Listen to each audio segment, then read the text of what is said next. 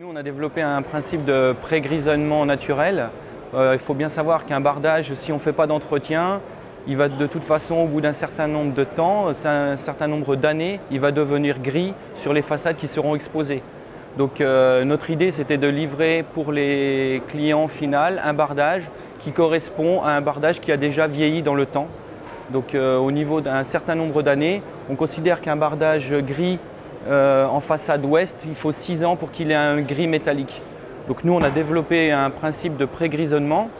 On étale les spores, des champignons de spores, et ensuite on expose le bois aux intempéries, à la pluie, à la neige, dans notre climat rude suisse. L'avantage, c'est que le client s'y retrouve à long terme, il n'aura pas besoin de l'entretenir. Il aura une légère décoloration façade sud de son bardage. Peu importe le bardage, c'est une question d'UV. Le client, il a un bâtiment gris qui sera livré sur ses 4 faces. Il aura vraiment une uniforme sur toutes les 4 faces. Alors pour la mise en œuvre, on va dire c'est un bardage qui se met comme un bardage traditionnel.